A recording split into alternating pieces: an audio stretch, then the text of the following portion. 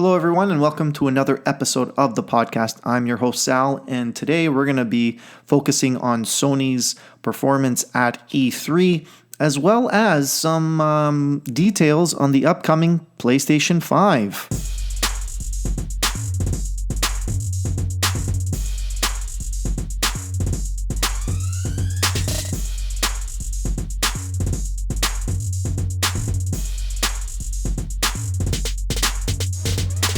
Now, before I begin, I just want to remind everyone, wherever you're listening to this, if you're not subscribed, you can subscribe to the show.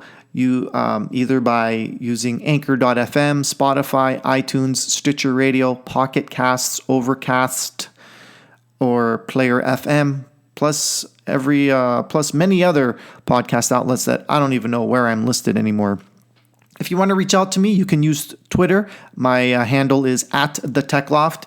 And you can send a private message, a suggestion, question, show idea, anything you can send through there. And if you shop Amazon, you can support the show by using the link shop.thetechloft.com. For pointing you to Amazon, I will get a small, tiny, very minuscule commission, but every little bit helps. Okay, as I said at the beginning, before I did all the promoting of the show, we're going to be discussing Sony and their performance at E3.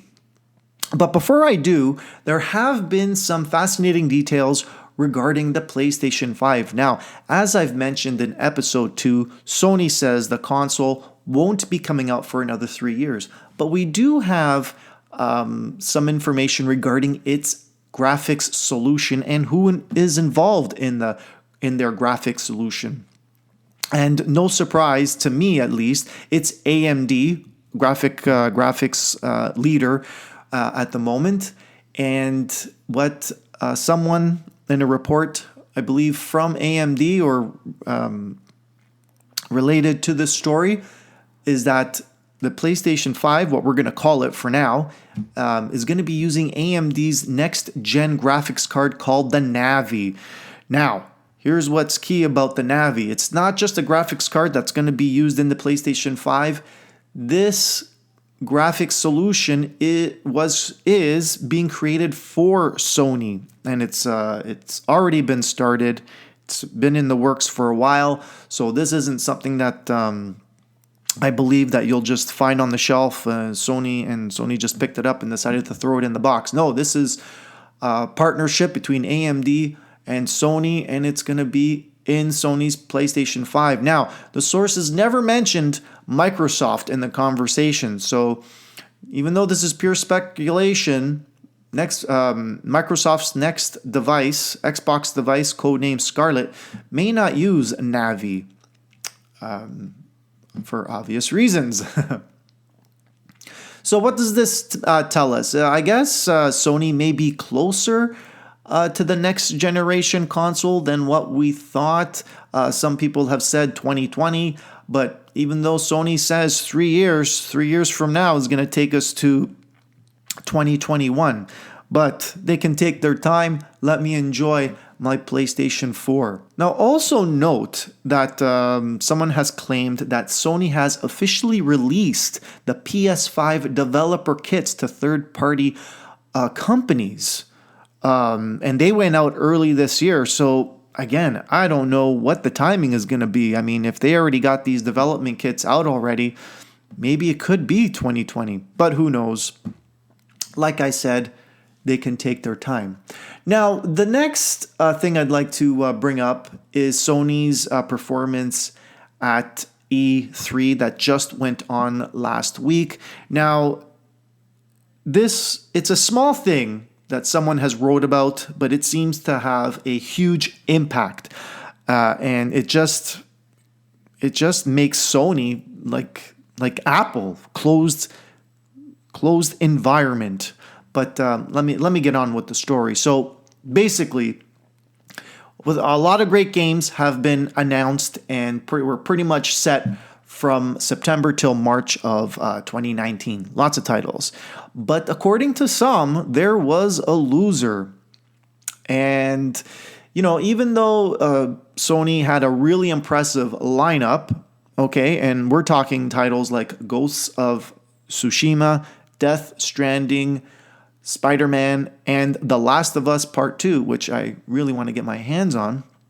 Okay, they all looked amazing, and it's people are saying that Sony's first-party development teams will be notching up awards and getting and hitting sales milestones.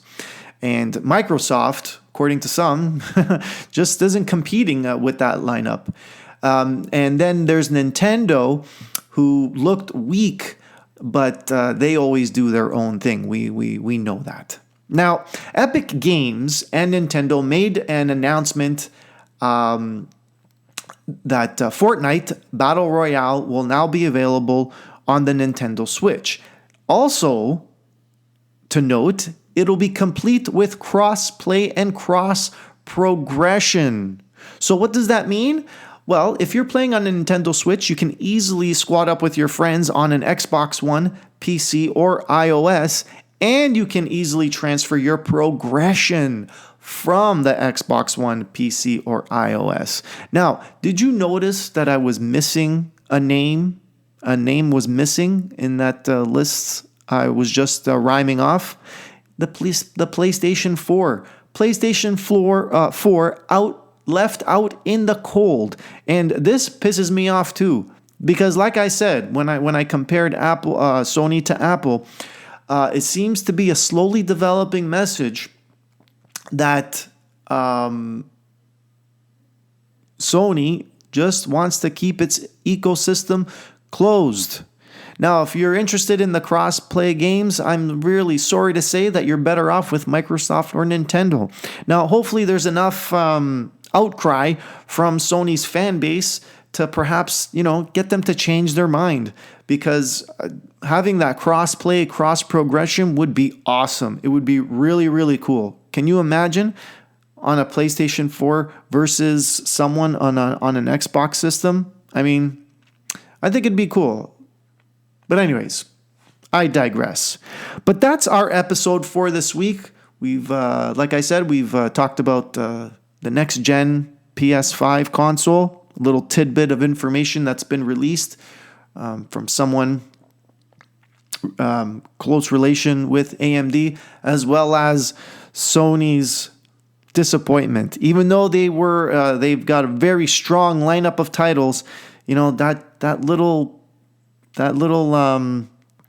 detail of cross-platform play on Fortnite, one of the most popular games out there, everyone's going crazy about. Like, even teen pregnancies are at an all-time low because of this game.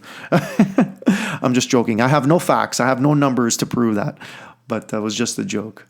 But there you have it. Thank you for listening. I'm going to close it off right now. And again, if you have any questions or suggestions for the show, feel free to send us a tweet at using the handle @TheTechLoft. And don't forget to subscribe to the podcast. Until next time, I'm your host, Sal. And ciao for now.